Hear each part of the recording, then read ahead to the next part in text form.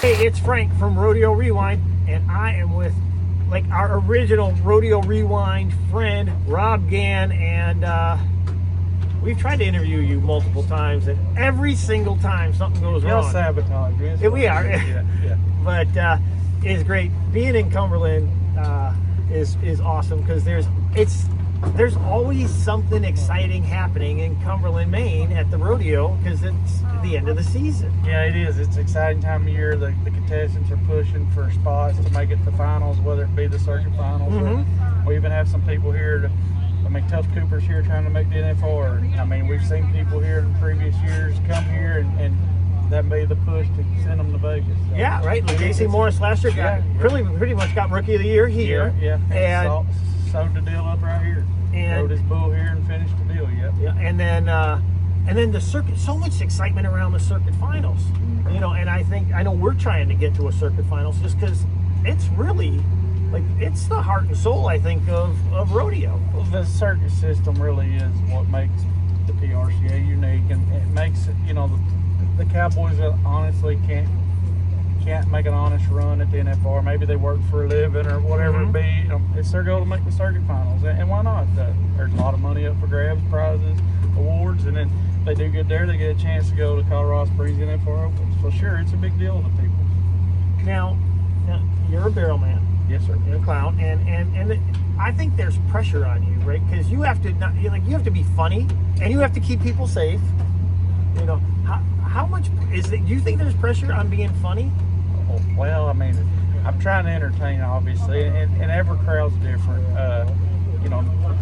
Go to different places. Obviously, they like different things. Here tonight, I felt like it was cool, obviously.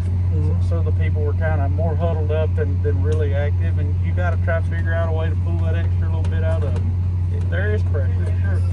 Now, if you had when you go about making your decision about I'm going to try this, it's not in the script for tonight, but I need to do something and I'm going to try this. Is there something that goes through your head going, is there a process to coming up with what is it we're going to throw out there? Well, I tell you what I do. I spend a lot of time behind the wheel of a truck. You know that. You follow me. I go all over country, drive a lot of miles, fly a lot of miles, and you can think of a lot of things to do behind the wheel of that truck. And then when you get an opportunity, you just try it. And if it don't work, you go, well, let's don't do that again. Yeah. Now you have new acts, right? You come up with new acts. You had one tonight with the police officer one, Paul Blart. Yeah. Now, how often do you feel like I need to have something new? Is it every year you need something new to have when you go to the the conference? To me, you want to be fresh. Okay. And prime example here, Cumberland. I've been here before, so obviously we probably have some return customers, and we'll try to give them something different. Obviously if something really works, why not do it again? Because they must have liked it or they wouldn't come back. But as far as acts, you want to try new stuff, do fresh things. We're helping out. They're putting us to work. That's Kathy Myers there, by the way. Hello, Kathy Myers. Yeah, but you just try new things, keep it fresh. Myself, I like to try original things, and the cop deal. Some buddies of mine, Jerry Ryan, Cameron Lerma, Jacob Jackson, Blue Jeans. They were picking on me at a rodeo earlier this year, making fun of me because I was kind of heavy and but a big guy, and I look like Paul Blart. So we took it and run with it. And I think the cop deal's gone over. It was fun. And all right, so the two things that went through my mind. Well, one, the shorts were incredible. Well, you gotta be able to pull it off. And I've got some shorter shorts, but it was cool, and I didn't bring them out tonight. Kind of a little cross between the Paul Blart and the Reno 911. Yeah, definitely. Yeah. So these are the two things that ran through my head. One, how do you practice falling over the horse when you're getting on, right? Well, I mean, just trying to be goofy and do goofy things, and that looked goofy. So I thought, I'll obviously I can ride a horse, but got to make it look like I can't. So I don't know, and I didn't plan that. I jumped on the horse and thought, it'd be funny if I just went all the way over. and I did. And you did. Yeah. And I'm like, oh my, does it ever hurt? Yeah. Last week I got on one backwards and rode the horse out of the arena backwards, and I was going to do that again tonight, but the pickup man said that he didn't feel like his horse. He said probably be a good idea if you didn't get on him backwards. He'll be a little goosey, which I think I could have because he seemed pretty calm to me. So tomorrow night, who knows, we may get on backwards. So, all right, and that was my other one. How do you decide what horse is going to be good for that? Because you don't travel with a horse. Well, absolutely. It was a pickup man's horse, and I talked to the pickup man before the rodeo. We made a game plan, and I mean, just like everything. I mean, didn't per se rehearse it, but so hey, here's what I want to do. Kind of run through it. You cool with that? Oh yeah, we're cool. So we made a game plan and went with it. Well, it was so much fun to see. Anything that you feel like you want to share? Any advice you have for a young person that might want to decide to be a barrel man? Well, I get asked that a lot, and how do you get started? How do you do it? Man, I really don't have that answer. I was lucky. I grew up in this line of work. Rodeos in my family, it's in my blood. It's all I've ever done. But if you're gonna try, my opinion, one of the most important things in my job is understanding rodeo. I have to know everything that happens in that arena.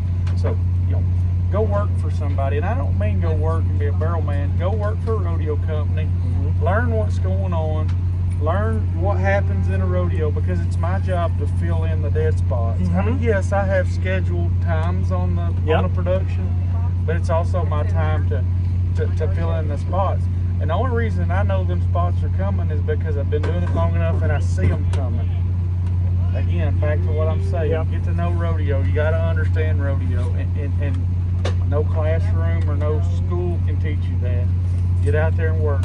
And we have a lot of production meetings, and a lot of, the last thing we probably will say is, hey, if we ain't having fun tonight, the crowd ain't having fun tonight. So it's our job to have fun. So just get out there and have fun. Now, what about, I'm guessing there's times you want to speed the night up, and there's times you have to slow the night down. Yeah, we watch the clock, and we know it's going to be a 2-hour rodeo or whatever, and that's kind of how, when we lay our production out, we schedule it in there, but we study the clock and we see where it is, and maybe a contractor or committee might tell me, hey, we're ahead of schedule, we need to kind of just roll it on, so I'll stay out a little bit, and sometimes a guy will come to me and go, hey, between the calf rope and steer wrestling, I know we weren't scheduled, but can you give me 2 minutes? Let's just kind of pull it out just a little bit.